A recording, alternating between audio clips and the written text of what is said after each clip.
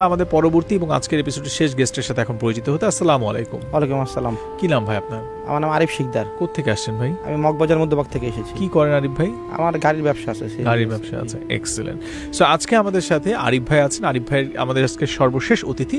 আমরা এখন non stop তার কাছে কিছু ভৌতিক ঘটনা শুনবো, যেহেতু অল্প সময়, তাই স্বল্প সময়ের মধ্যে যতগুলো ঘটনা শুনে ফেলা যায়। আরিফ ভাই, আপনার কাছ থেকে ঘটনাগুলো শুনতে চাই, বলুন। আচ্ছা, প্রথমে আমার ঘটনাটা হচ্ছে আমার ফ্রেন্ডের মুখ থেকে শোনা। এটা বরিশালের একটা প্রত্যন্ত অঞ্চলের ঘটনা। ওইখানে ওদের বাড়ি ছিল, ওদের বাড়ির পিছনেই বিশাল বড় একটা মাঠ আছে। মানে মাঠের এই মাথা থেকে ওই মাথা দেখা যায় না, এরকম আর কি, অনেক বড় মাঠ। ওই মাঠের মাঝখানে একটা দিঘি ছিল, হ্যাঁ, অনেক পুরাতন একটা দিঘি ছিল ওইখানে। তো ওই দিঘির বলতে হচ্ছে কোলাভাঙ্গা দিঘি আর কি, হ্যাঁ। তো ওই মাঠের ওই দিঘির বৈশিষ্ট্যটা আমি একটু বলি। ওই দিঘির আগে আশেপাশে আপনার তাল গাছ ছিল 3-4টা। আর ওইখানে হচ্ছে মানে রাত্রেবেলা হচ্ছে দেখা যেত আর কি আপনার ওই ঘোড়া আর কি, বড় বড় ঘোড়া, সাদা সাদা ঘোড়া হচ্ছে আপনার দৌড়াইতেছে। মানে চকের এই মাথা থেকে ওই মাথা পর্যন্ত দৌড়াইতেছে। মানে চক হলো বিশাল বড় বড় চক, বিশাল বড় চক। মানে এই মাথা থেকে ওই মাথা পর্যন্ত ঘোড়া দৌড়াইতেছে, দিঘির 4-5 দা ঘোড়া দৌড়াইতেছে, বিশাল বড় বড় ঘোড়া দৌড়াইতেছে ওই দিঘির চারপাশে। তারপর হচ্ছে আগুনের গোলা ওই দিঘির 4-5 দা দৌড়াইতেছে। মানে আবার এই দিঘির পাশ দিয়ে এই মাথা থেকে ওই মাথা পর্যন্ত পুরা চকা বড় বড় আগুনের গোলা দৌড়াইতেছে। তারপর হচ্ছে অনেকে দেখছে আপনার ওই দিঘির মাঝখানে আপনার স্বর্ণের নৌকা হচ্ছে আপনার এমনি এমনি বৈঠা বাইতেছে আর কি। কোনো কেউ নৌকার ভিতরে কেউ নাই, কিন্তু এমনি নদী দিয়া এই দিঘিরা দিয়া নৌকা বাইতেছে, চারিদিকে নৌকা ঘুরতেছে, স্বর্ণের নৌকা ওই দিঘির ভিতরে। তখন এরকম হচ্ছে ওই দিঘির ওইখানে আপনার এর আগে একবার হচ্ছে মানে যে কারণে মাঠ ভাঙা আর কি নামকরণটা হয়েছে দিঘির, মানে ওই দিঘির পাশে একটা লোক থাকতো আর কি, খুব গরিব আর কি। সে হচ্ছে খেতে পারতো না, মানে কৃষিকাজ, অন্য জমিতে কৃষিকাজ করে খাইতো। তো এরকম খাইতে পারতো না। তো একবার তারে কয়েকবার স্বপ্নে দেখাইছে যে আমরা তোরা যেভাবে বলবো তুই সেভাবে চল, তোরা ওইখানে নদী ওই দিঘির পারে 7টা মাইট আছে, তুই এখানে গেলে ওই 7টা মাইটের ভিতরে অনেক গুপ্তধন আছে, তুই এগুলা পাবি, কিন্তু আমরা যেভাবে বলবো তোর ওইভাবে চলতে হইব, আর এগুলো তুই কাউরে বলতে পারবি না। তারা কয়েকবার স্বপ্নে দেখায়। তো সে ঠিক ওভাবেই চলে। ওভাবে চলার পরে সে মাইটগুলা পায়। মাইটগুলা পাওয়ার পরে সে মাইটগুলা তার বাসায় নিয়ে আসে। নিয়ে আসার পরে সে তার ওয়াইফে বইলা দেয়। তারপর তার যে আত্মীয়স্বজন ছিল তাদেরও বইলা দেয়। তাদেরও বলার পরে সে ওই মাইটগুলা আপনি আপনার গড়াইতে ওই দিঘির পাশে চলে যায়। ওই দিঘির পাশে চলে যাওয়ার সময় সে হইছে একটা লাঠি দেয়া ওই মাটির ভিতরে বাড়ি মারে, মাইটটা ভেঙা যায়, কিন্তু মাটির ভিতরে তখন কিছু ছিল না। দেখে মাটির ভিতরে কিছু নাই। মাইটটা ভাঙা যাওয়ার পরে ওইপর থেকে আর কি ওরা মাইট ভাঙা দিঘি নামে নামকরণ হয়েছে। মাইটটা ভাঙা যায়। মাইটটা ভাঙা যাওয়ার পরে সে ওখানে পাগল হয়ে যায়। দীর্ঘদিন সে পাগল থাকার পরে এক পর্যায়ে সে মারা যায়। তারপর ওই দিঘিতে আপনার এরকম হয়েছে, এরকম আগে আরও 50-60 বছর আগে এরকম হইতো আর কি, যে আপনার ওইখানে কারো বিয়ে হয়েছে, মানে আরও আগে 70-80 বছর আগে কারো বিয়ে হবে, ওই দিঘির সামনে গিয়ে আপনার বললেই হইতো যে আমার এই জিনিসপত্র লাগবে, থালা বাসন এই লাগবে। তখন ওখানে বললে পরের দিন সকালে ওই দিঘির পারে ওই থালা বাসন ওইগুলো সব চলে আসতো আর কি, দিঘি থেকে উঠে চলে আসতো। যা যা লাগবে ওইগুলো বললে ওখানে আইসা পড়তো অটো। ওইগুলো আবার দেখা গেছে যে বিয়েটি অ্যারেঞ্জমেন্ট করে খাওয়া দাওয়ার পরে ওগুলো আবার ধুয়ে ওখানে রাখলে পরের দিন সকাল আবার অটো ওইখান দিয়ে চলে যাইতো আর কি। দিঘির পারে দিঘির ভিতরে অটো ঢুকে যেত। এরকম আর কি একবার একটা মহিলা এরকম আর কি দিঘির ওইখানে আপনার এই খাওয়া দাওয়া অ্যারেঞ্জমেন্টের পর একটা মহিলা কি করছে, একটা বাড়ি আর কি গোপনে রেখে দিছে আর কি। সে কাউরে বাড়িটা দেয় নাই, তার বাসায় নিয়ে রেখে দিছে। তখন যে আর কি এরকম বইলা নিয়ে আসছিল, সে দিঘির পারে গিয়ে আপনার ওই বাটিগুলো ওইখানে রেখে আসছে, 2টা ওই বাটিগুলো চলে গেছে, কিন্তু একটা বাটি ওই মহিলা সে গোপনে আর কি আরেকটা মহিলা গোপনে রেখে দিছে। তখন হচ্ছে আপনার ওই যে অন্য আরেকজন মহিলা তার বিয়ার জন্য আর কি, তার ছেলে মেয়ের বিয়ার জন্য আর কি ওইখানে গিয়েছিল এরকম বাটি চাওয়ার জন্য আর কি, কিন্তু আর বাটি আসে না, আর কোনো এরকম রেসপন্স করে না। তখন হচ্ছে ওইখান দিয়ে এরপরের থেকে মানে ওই দিঘির ওইখানে যারা ছিল তারা হচ্ছে ওই গ্রামবাসীদের উপকার করতো, কিন্তু ওই বাড়িটা রাখার পর থেকে ওইখানে উৎপাত শুরু হয়। যেমন হচ্ছে ওই গ্রামের একজন লোক হচ্ছে অনেক দূরে আর কি খেতে যায়, আস্তে আস্তে তার রাইট হয়ে যায়। ওই দিঘির পাশ দিয়ে আসলে দেখা গেছে যে শর্টকাটে সে আসতে পারে, এই জন্য দিঘির ওখান দিয়ে আসলে মানে আর ঘুরে আসলে আর কি অনেক দূর হয়, কিন্তু দিঘির ওখান দিয়ে আসলে সে শর্টকাটে আসতে পারে। এই জন্য সে দিঘির ওখান দিয়ে আস্তে আস্তে দিঘির ওখানে যে তাল গাছ ছিল, দেখে তাল গাছের ওইখানে মানে লম্বা একটা দত্ত টাইপের দুই তাল গাছে 2টা পা দেওয়া দাঁড়ায় সে প্রসাব করতেছিল আর কি। তো ওই প্রসাবের ছিটা আবার তার গায়ে লাগছে, সে এগুলো দেখে আর কি অজ্ঞান হয়ে গেছে গা। অজ্ঞান হয়ে যাওয়ার পরে সকালবেলা যখন তারে মানুষজন ওইখানে পাইছে পড়া, তখন মানুষজন তারা জিজ্ঞেস করে, কিন্তু সে তখন কোনো কথা বলতে পারে না। সে মানে আগের মতো কথা বলে না, চুপ করে থাকে, মানে ধ্যান মেনা থাকে, কিন্তু কথা টথা বলে না। যখন পরে তারা অনেক হুজুর দেখাইলো, হুজুর টুজুর দেখানোর পরে এক হুজুর দেখাইলো, হুজুর বলতেছে যে এখানে মানে হুজুর বারের মাধ্যমে আর কি ওই লোকের ওই জিনদের আর কি নিয়ে আসছে, যে বলছে যে তোমরা তার উপরে ভর করছো কেন। পরে ওখানে 7 ভাই বোন আর কি ওই দিঘির পারে আর কি জিন, তারা 7 ভাই বোন ওই দিঘির পারে অনেক বছর ধরে থাকতো আর কি। তারা গ্রামবাসীর উপকার করতো, কারো কোনো সমস্যা হলে তারা ওগুলো সলভ করে দিত। সে বললো যে আমরা তো কারো কোনো ক্ষতি করি নাই, আমরা এখানে অনেক বছর ধরে 7 ভাই বোন থাকতাম, এখানে আমরা ওদের থালা বাসন দিতাম, উপকার করতাম, ওরা আমাদের একটা থালা কেন চুরি করে রেখে দিল, এই জন্য আমরা ওর উপরে ভর করছি। তখন ওই হুজুরে আর কি পরে এটা ইয়াটিয়া বইরা মাপ টাপ চায়া ওই থালা বাসন ওটা ফেরত দিয়ে দিছে, যারটা ছিল ওই মহিলার ওই থালা বাসন ফেরত দিয়ে দিছে, এবং তাদের ওইটা পরে সমাধান হয়ে গেছে। এই ছিল আর কি আমার প্রথম ঘটনা। এখন আমি আমার দ্বিতীয় ঘটনায় চলে যাব।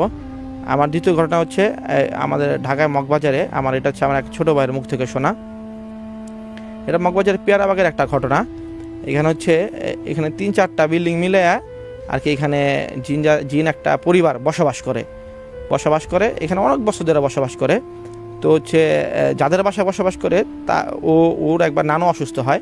তো নানু অসুস্থ হওয়ার পরে বাসায় ওর নানু আইসিইউতে ভর্তি হয়।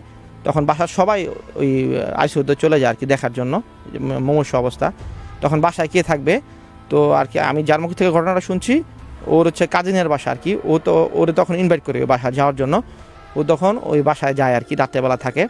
যখন রাত্রেবেলা সে ঘুমায়, ঘরের ভিতরে ঘুমায়, তখন দেখে কি মানে সে অনুভব করতেছে তার বাসার পাশ দিয়ে, তার খাটের পাশ দিয়ে কি একজন হাইটা যেতেছে। তারপরে তার বিছানার উপরে বাচ্চা একটা শিশু মানে উঠতেছে, নামতেছে, খেলতেছে আর কি। মানে ওইখানে যারা ওইখানে থাকে তাদের কোনো সমস্যা করে না, মানে নতুন কেউ গেলে তার সাথে তার ওই জিনেরা খেলাধুলা করে আর কি, বিষয়টা এরকম। তো আমার ওই ছোটো ভাই শুয়ে রয়েছে, মনে হইতেছে ওর খাটের উপরে কেউ জনে বাচ্চা পিচ্ছি লাফাইতেছে আর কি। পাশে কিন্তু ওর কাজিন শুয়ে রয়েছে, ওর কোনো সমস্যা হইতেছে না, ও ঘুমায় রয়েছে। তারপরে ওর কাজিনটা ডাকতেছে যে ভাই একটু উঠবা নাকি, আমার তো কীরকম লাগতেছে, মানে বলতেছে না কীরকম লাগতেছে। তারপর ও উঠে না দেখে ও সোফায় যায় বসে রয়েছে। যখন সোফায় যায় বসে রয়েছে, তখন দেখে ডান পাশে দেখে জানলার ওইখান দিয়ে মানে কেমন একটা ছায়া তার দিকে তাকায় রয়েছে, 3-4টা ছায়া। সে যখন এমনি ঘুরে দেখে যে ছায়া নাই, কিন্তু মানে মনে হইতেছে তার দিকে কেউ ছায়া রয়েছে। সে এটা ফিল করতেছে কার দিকে কেউ তাকায় রয়েছে, কিন্তু সে কেউ দেখতেছে না। তারপর মনে হলো তার পাশ দিয়ে কেউ একজন হাইটা চলে গেল আর কি। তো সে উপলব্ধি করতেছে তার পাশ দিয়ে একজন হাইটা চলে গেল, কিন্তু সে আর কি ওই বুঝতেছে না আর কি যে তার সাথে কি হইতেছে, মানে সে কারো দেখতেছে না, কিন্তু সে উপলব্ধি করতে পারতেছে। তখন সে তার ওই কাজিনা ভয়ে ডাইকা উঠায় যে ভাই দেখো তো এখানে কি এরকম ঘুরতেছে। তো কাজিনরা যখন ডাকে, তখন কাজিন একটা মুচকি হাসি মারে। তো আর হাসি দেখে সে আরও ভয় পেয়ে যায়।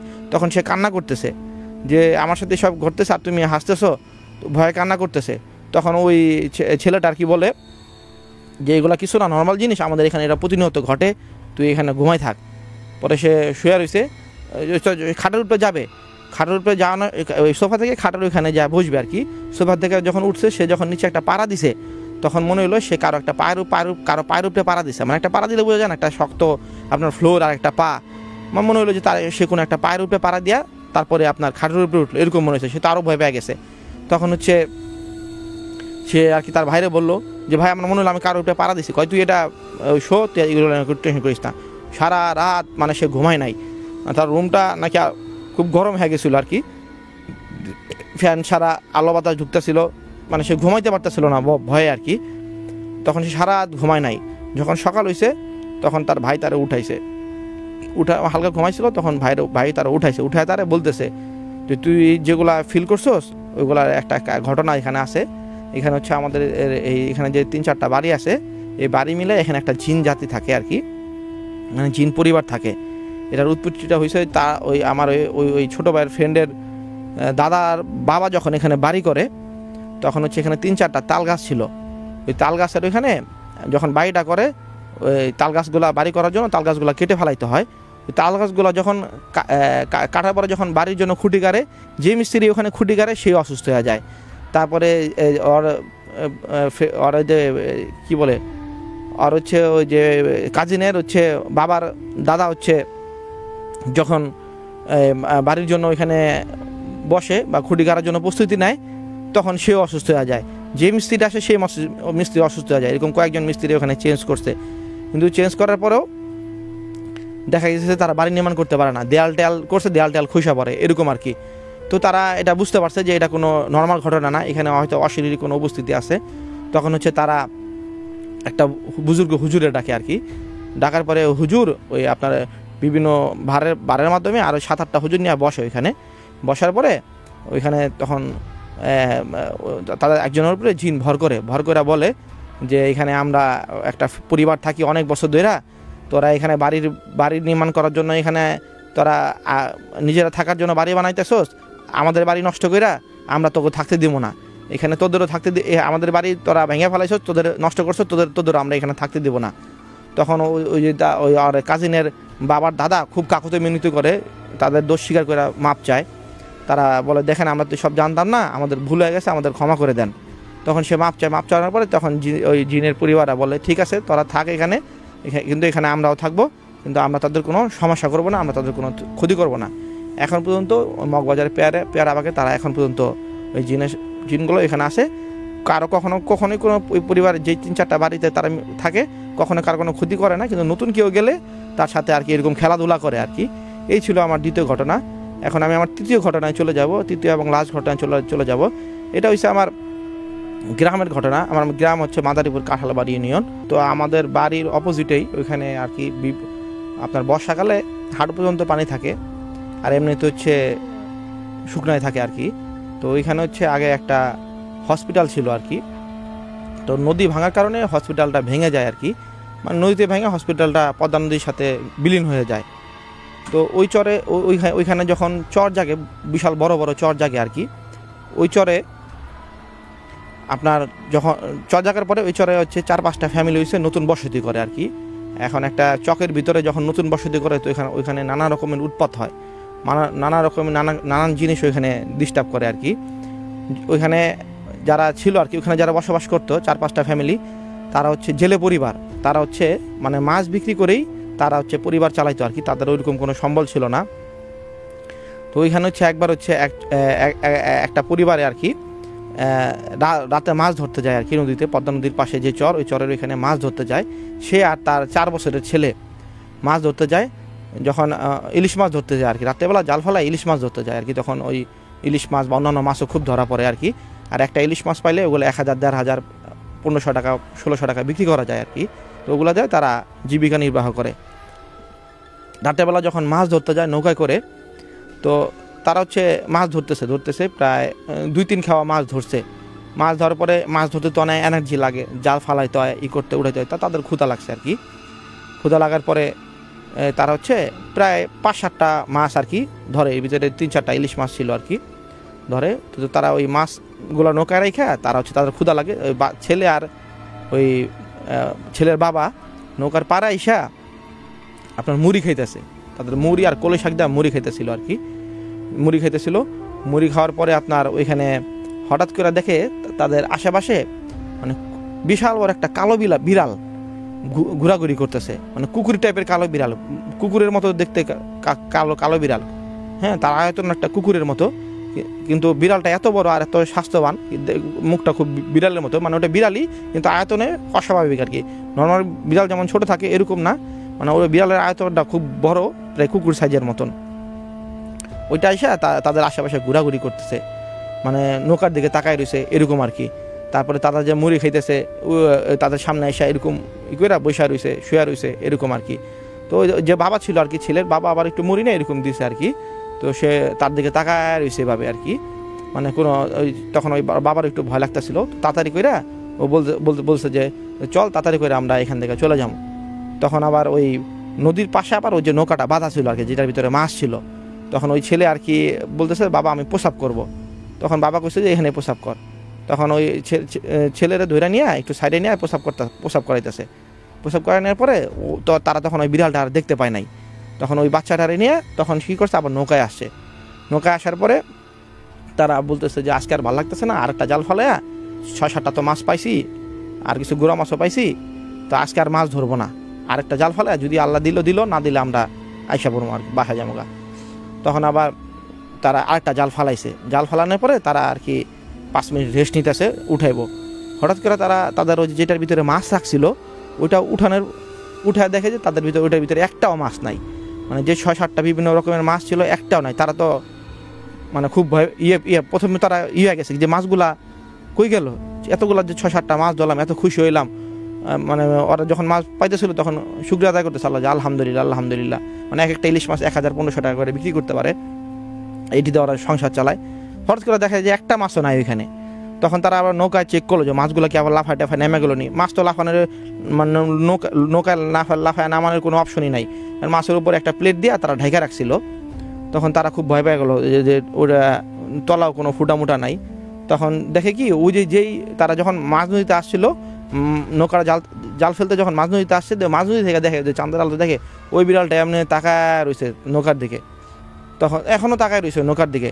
তখন ওই বাবা বুঝতে পারে যে এটা তো স্বাভাবিক কিছু না, এটা তো অস্বাভাবিক। একটা বিড়াল তো এরকম নন স্টপ এরকম তাকায় থাকতে পারে না একজনের দিকে। আর এত অস্বাভাবিক বিড়াল এরকম তো জীবনও দেখি নাই। এত বড় বিড়াল কই থেকে আসলো? এত এরকম তো আমি তো ছোটো থেকে বড় হয়েছি এই চরাঞ্চলে, এত বড় বিড়াল তো জীবন দেখি নাই, অনেকটা কুকুরের মতো বিড়াল।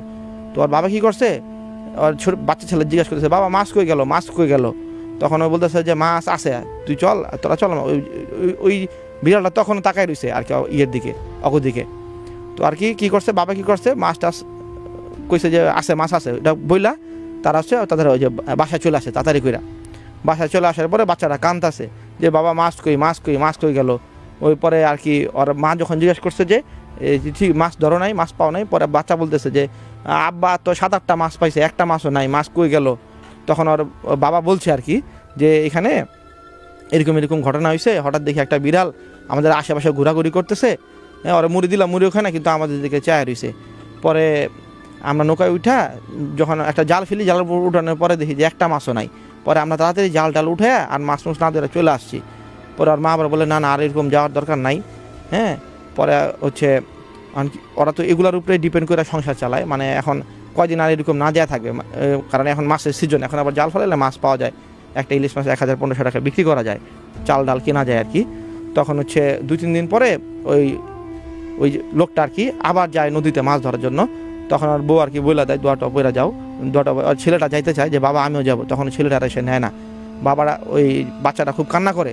পরে কান্না করে দেখে পরে সে নিয়ে যায় আর কি। নিয়ে যাওয়ার পরে এরকম আর কি আবার সে মাছ ধরতেছে। আবার দেখে সেই কালো বিড়ালটা মাছ ধরতেছে এরকম অনেক মাছ পায়। আজকে 10-12-15টা মাছ পায়। প্রথম জাল ফেলায় 10-12টা মাছ পায়, বড় বড় মাছ পায়। মাছ পাওয়ার পর সে তো অনেক খুশি, বলে আজকের মাছ ধরবো, অনেক মাছ পাইছি। তখন সে কী করছে, যখন চলে আসবো আর কি, তখন দেখে কি ওই মানে জাল ঘুরে যখন চলে আসবো মাছ পাওয়ার পরে, তখন দেখে কি ওই আবার সেই বিড়ালটা তার দিকে তাকায় রয়েছে। তখন সে কী করছে, তখন দেখে দমকে একটা বাতাস ওই বিড়ালের দিকে ছুটে, মানে দমকে একটা বাতাস দেখে যে ওই নৌকাটা বিড়ালের দিকে টাইনে নিয়ে যেতেছে। মানে নৌকাটা উল্টায়া পশ্চিম দিকে গেল পশ্চিম দিকে যাওয়ার পরে বিড়ালের দিকে নৌকাটা টাইনা বিড়ালের দিকে নিয়ে গেল। বিড়াল দিকে নেওয়ার পরে ওই বিড়ালটা হচ্ছে একটা মানে নেকড়ের মতন হয়ে গেল, হুট করে অনেক লম্বা, 10-12 হাত লম্বা একটা নেকড়ের মতো হয়ে গেল। তখন বাচ্চারা তো খুব ভয় পাইতেছিল, ভয় পাকা মানে আর মুখটা হলো আপনার অনেকটা হলো বিড়ালের মতো, কিন্তু শরীরটা হলো নেকড়ের মতন হয়ে গেছে, মানব দেহের মতন। তখন ওই লোকটা হয়েছে ভয় পেয়ে গেল তারা কী করছে, তারা দৌড়ায় তাড়াতাড়ি সব মাছ টাছ ফালায় তারা পাড়ের ভিতরে উঠতেছিল। তখন কি করছে, ওই বলতেছে দূর পুরো অনেক ইয়া করতেছে। তখন আর বাবা কী করছে, ছেলেটা বলছে তুমি যাও এখান থেকে, আমি দেখতেছি। কিন্তু ওই ছেলেটা তো কান্না করতেছে, কিছু বুঝে না। পরে ওইটার সাথে অনেক ধস্তাধস্তি করে, মারামারি করে, এক পর্যায়ে খুব হয়রান হয়ে যায়। হয়রান যাওয়ার পরে সকালবেলা আর কি দেখে, গ্রামবাসীরা দেখে যে ওই বাচ্চা ছেলে আর ওই বাবার দুজনের লাশ হচ্ছে মানে মাটির ভিতরে হচ্ছে লাশ, মাথা গাড়ানো, পা হচ্ছে উপরের দিকে আর কি, বডিটা উপরের দিকে গ্রামবাসীরা দেখে। তখন আর কি ওই তাদের ওখান থেকে উদ্ধার করার পরে আর কি, তখন ওইখানে অনেক ফকির ছিল, একটা নাম করা ফকির, চান্দসুল নামে একটা নাম করা ফকির ছিল। ওই ফকিরে তারা বলে যে এখানে কী হয়েছিল। তখন ওখানে বলে যে এখানে তো অনেক খারাপ কিছু থাকে, ওদের তো আগেও একবার এরকম ইয়া করছিল, তো ওই ওই ওর সাথে ওরা দস্তাদস্তি করে পারে নাই, ওদের কাছে যে মাছ চাইছিল, ওরা হচ্ছে মাছ দিব না, এই জন্য দস্তাদস্তি করে মাইরা ফেলাইছে আর কি, পরে বাচ্চাটা আরও মাইরা ফেলাইছে। তো এরকম হচ্ছে ওই চরে, নতুন চরে আর কি বিভিন্ন ধরনের ঘটনা ঘটে। তারপরে এসে ওই মাইরা ফেলাইছিল। এর কিছুদিন পরে আবার এই যারা মাছ ধরতে যায়, মানে ওই নদীতে যারা মাছ ধরতে যায়, ওই যখন অনেকে মাছ ধরার সময় দেখতে পায় যে আর কি ওই চরের ওই পাশ দিয়া, ওই চরের ওই পাশ দিয়ে হচ্ছে এক বাচ্চা, আর হচ্ছে ওই বাচ্চা আর ওই বাবা ওই একটা হসপিটালের যে ওখানে যে হসপিটাল ছিল আগে বলছিলাম, হসপিটালের নদীতে ভেঙে গেছে, ওই হসপিটালের ওই ট্রেনের ভিতরে শুয়ে রয়েছে আর একটা নার্স, সাদা ড্রেস পরা একটা নার্স ওই ট্রেনটা টাইনা চরের ভিতর দা ওই হসপিটালের দিকে যাইতেছে। হ্যাঁ, ওই ট্রেনের ভিতর টাইনা হসপিটালের দিকে যাইতেছে। তো এরকম নানান রকমের ঘটনা ঘটতেছে। আবার ওই চরে হচ্ছে আপনার এরকম দুইটা ফ্যামিলি, আরও দুইটা ফ্যামিলি বসবাস করতো। দুই বন্ধু হচ্ছে একটা জমির মালিকের কাছ থেকে তারা কন্ট্যাক্ট নিছিল আর কি, যে জমিতে যখন ওই যে আইল ধান লাগানোর পর যেমন আইল দেওয়া হয়, যে পানি ধরে রাখার জন্য বা বেশি পানি যেন না ঢুকে, এরকম যে সাইডে যে আইল দেওয়া হয়, তো আইলের কন্ট্যাক্ট নিছিল যে আমরা এই আইলটা বানাই দিব, আমাদের এত টাকা দিবেন। তো ওইখানে চাষাবাদের জন্য তারা জমি নিছিল যে মালিকের কাছ থেকে, ওই মালিকের আইল বানানোর জন্য তারা কন্ট্যাক্ট নিছিল। তখন তাদের হচ্ছে তারা খুব মানে সকাল আইল বানাতে গেলে তো মাটি কাটা লাগে, অনেক পরিশ্রম করা লাগে। তারা অনেক ভোরে হচ্ছে সকালে হচ্ছে আপনার মাটি কাটার জন্য দুই বন্ধু পরামর্শ করে যে আমরা ফজর নামাজের পরে মাটি কাটবো, 7টা 8টা সাড়ে 8টা পর্যন্ত মাটি কাটবো, কারণ এরপরে রোদ উঠা যায়, রোদ উঠলে মাটি কাটা যায় না। 8:30 পর্যন্ত মাটি কাটবো। তখন হচ্ছে আপনার ওই ঠিক আছে, ওই আরেক বন্ধু বলে যে ঠিক আছে তুই যা, বাসায় যা, আমি তোরা ডাক দিব না। তখন ওই বন্ধু ঠিক আছে বলে যে ঠিক আছে আমি বাসায় চলে যেতেছি, তুই আমরা ডাক দিস। হ্যাঁ, তখন হচ্ছে ওই ফ্রেন্ডার শৈলদের আর কি ওই সেম ওই ফ্রেন্ডের মতোই আইসা ওই লোকটারা ডাকতেছে, মানে বলছিল ফজরের পরে আসবো, কিন্তু ওই লোকটার মনে হয় ডাক দিছে 2:30 3টার দিকে। হ্যাঁ, 2:30 3টার দিকে আইসা মানে ফজরেরও 1-1.5 ঘন্টা আগে ডাক দিছে যে ওই লোকটা ছিল, নাম ছিল জসিম। মানে ওইখানে ওই মানে এক একজন এক এক রকমের উৎপাত করতেছে আর কি। ওই লোকের আইসা ডাক দিতেছে, ওই জসিম, লোকের নাম ছিল জসিম, ওই জসিম চল আমরা মাটি কাটার তো জ্যোৎস্না রাত দিয়েছে, ফজরের আজান দেওয়া দিছে না, এখন তো আলো পড়ছে, চল আমরা মাটি কাটা যাই, ঋতু পর তো বেলা হয়ে যাবো গা, তখন আর মাটি কাটন যাবো না। তখন ও কী করছে, ঘুমের চোখে মোড়াটা নিয়ে বেড়ে গেছে মাটি কাটার জন্য।